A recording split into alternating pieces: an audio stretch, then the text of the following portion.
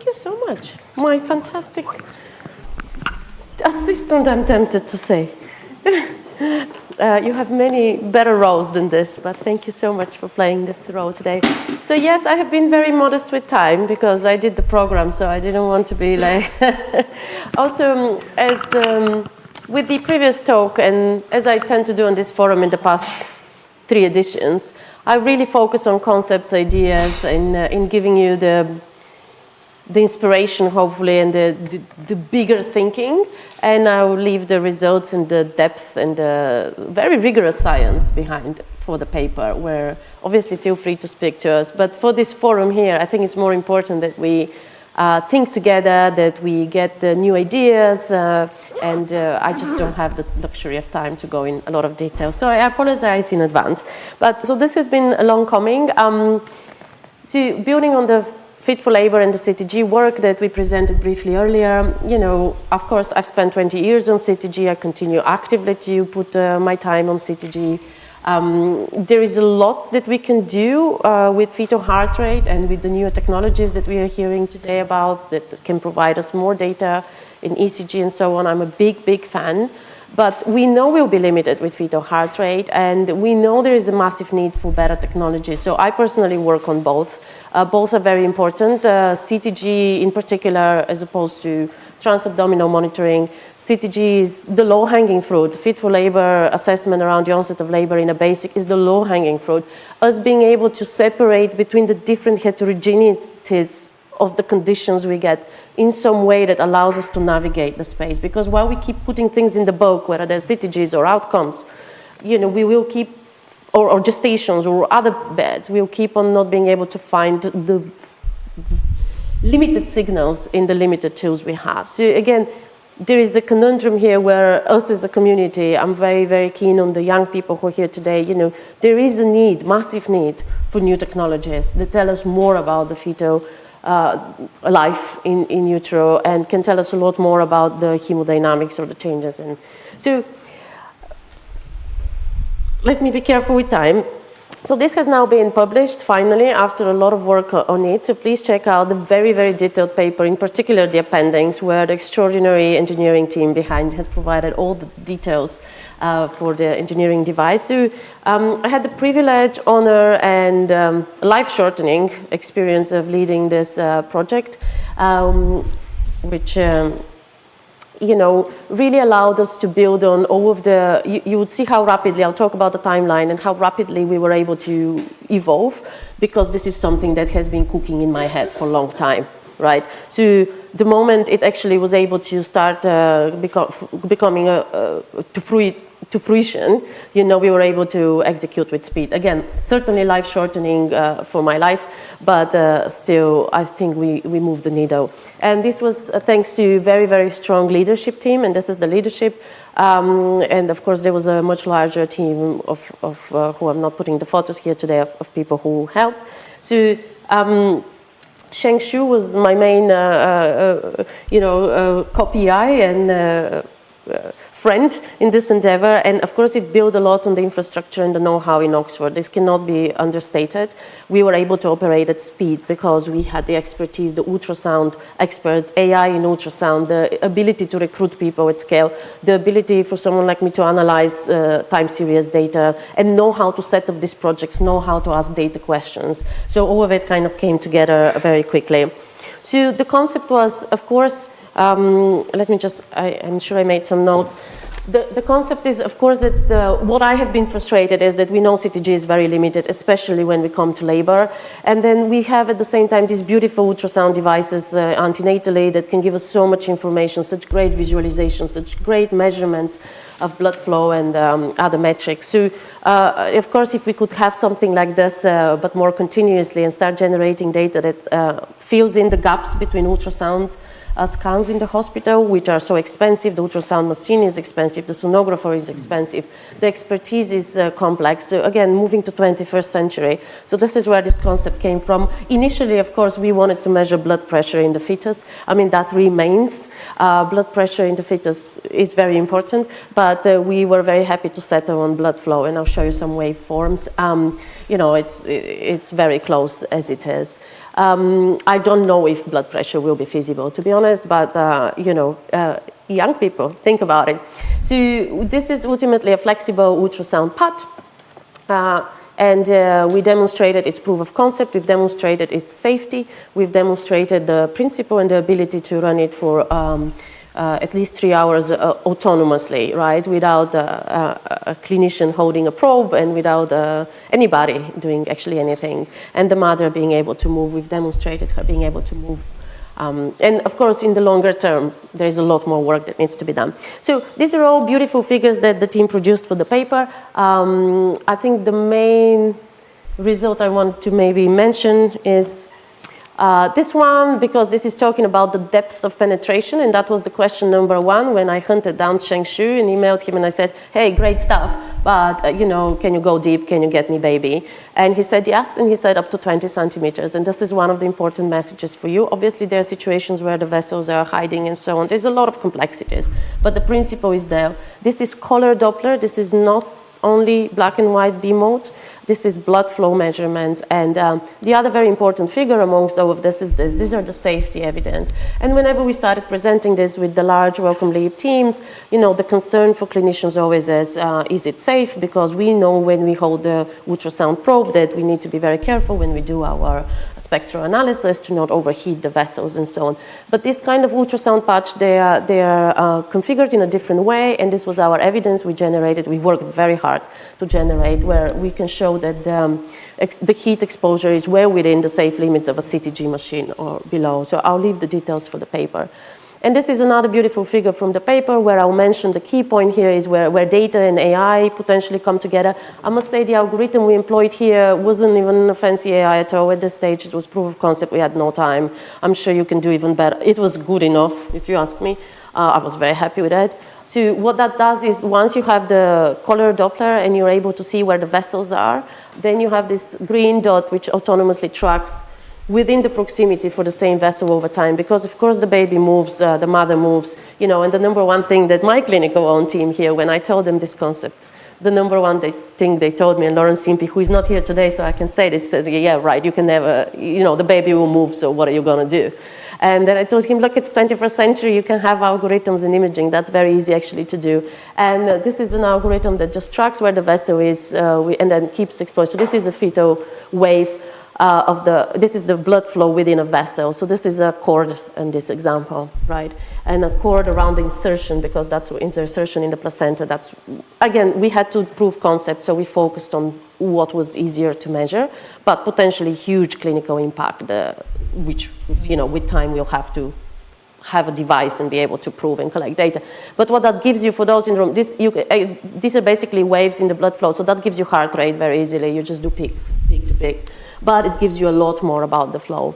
And I had to learn a lot about ultrasound and Dopplers in a way that at very fast pace. So I'll move on now, and for the next, how many minutes do I have?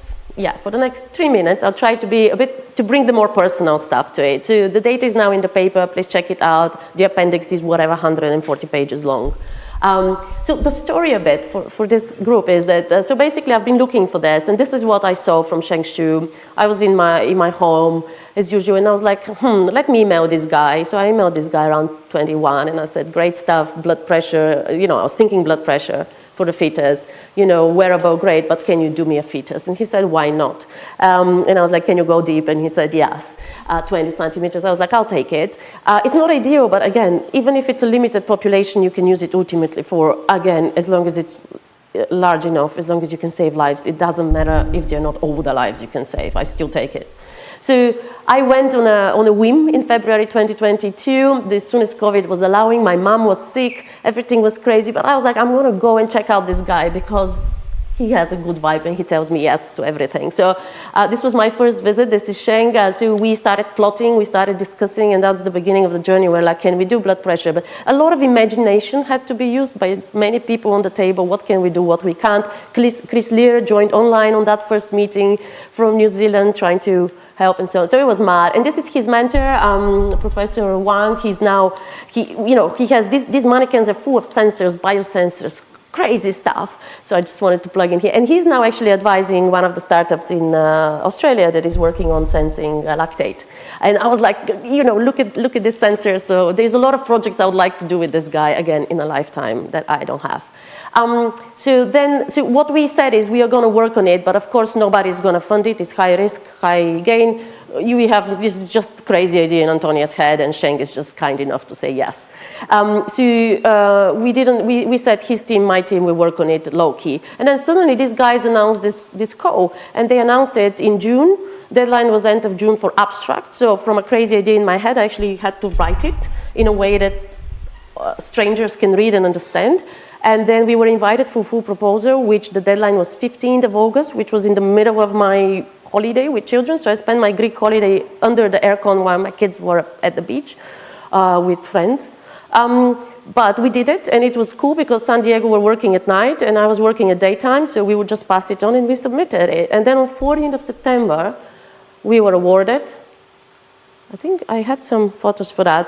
14th of September, same year, you know, we were awarded. On 3rd of October, I executed it to start with all the contracts in place between the institutions transatlantic and the money transfer to Oxford in the millions of dollars on the 3rd of October. So until early June, I had, you know, that program didn't exist on 3rd of October. So we talk about unprecedented scale for us, and that's why it just really killed me, seriously.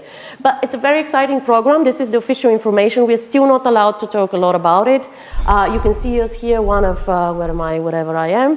I don't see myself now, but we are one of many. So a lot of meetings followed where all of these people would get together and brainstorm, a lot like this forum, from different directions and so on.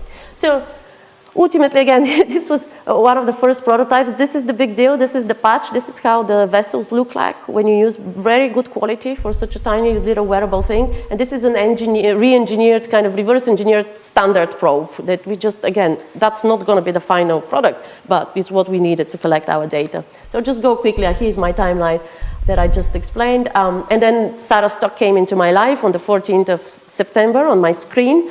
And, you know, it's been an interesting journey. So she is the program manager, and she worked really, really hard to drive us all in the same direction in some way. And then we had first demonstration in a first baby in February 22. This means all the ethics approvals were in place, both in Oxford and in San Diego. This is Tom Park, who carried a lot of the heavy lifting. He, one by one, engineers manually each of these patches. Yeah, and that's the first demonstration of his being able to see in a fetus the flow in February, so that was so exciting. And then already in March, same year, we got it in Oxford. This is Lauren Simpey, our clinical lead. Again, if you don't have a baby right next to you, you try it on your own vessels, you know, just to see what's happening, whether you can catch vessels. So these are some more timelines of madness. But yeah, I'm running out of time, so by September 23, so a year later, we had not only built the first time a patch for the baby, which is not the same as the one for the carotid, obviously. Not only we tested it in San Diego, we tested it in 24 brand new, in Oxford, and it's 19 September, we were already pushing it 60 minutes monitoring. At this point, we weren't doing automated tracking, almost, and then they were upside down a lot of the time, but don't ask me, that was at the beginning. We still analyzed them upside down, that's fine. We didn't know how to reverse them from the machine. But we could do vein, obviously quite important, especially for Sarah Stock and more people. Not only arteries, we can do a lot more. And this is the point maybe in kind of January 24, where we are pushing. They're sitting outside and monitoring for 3 hours a lady which is in the room. And she's attached to the patch and everything, but all the tracking is happening here, and all the acquisition of continuous monitoring is happening here. This is towards really the end, March 2024. We are trying to convince Sarah Stock that that even if it's that big, it's still portable, let's continue doing research. But because it's not wearable at that point, and it will become wearable, it's just the PCB and all the technology, all the engineering that needs to happen. The ultrasound probe is small, but the battery and the processing and the PCB we were getting it as big as this, but we still got a no because she had to do the priorities of the program. And this is how wearable it's been right now, so it doesn't. I'll do just one last message maybe here. This is some of the moments and the lessons I've learned. I think this was probably key, trying to herd the cats, working with so many people across the continent, and people basically, things were going wrong the entire time. It's normal, but I think being through this centrifuge, I think we're so well equipped now to do novel devices, honestly, as a team and as know-how. But yeah, when things weren't working, that was the hardest, I think, where people had to look at you and say, you know what, it didn't work. And I think having to teach and carry the team to do that was probably my biggest achievement. So yeah, I'm going to have to skip through this slide, but maybe leave it during the questions. Basically, this is demonstrating where we ended up with LEAP. We had to narrow down to demonstrate so that we can move. And as researchers, of course, we wanted to know so much more. Every step of the way, we were like, let's study this, let's study that. And every time I had to be no, because Sarah Stock says no. And of course, because she's right. So that's it. Thank you very much.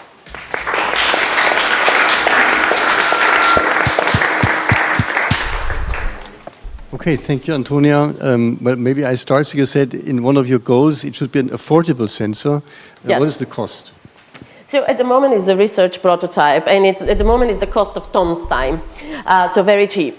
Okay. But no, it's scalable, it's potentially producible. LEAP looked into it as well. You need to see Wellcome Leap have very senior people with a lot of experience of scaling technology. So every time we looked at, they looked through their channels, through China, through India. The conclusion was always it's scalable, producible at very affordable costs. But we don't have it in production, so I can't tell you. Okay, so we have several questions.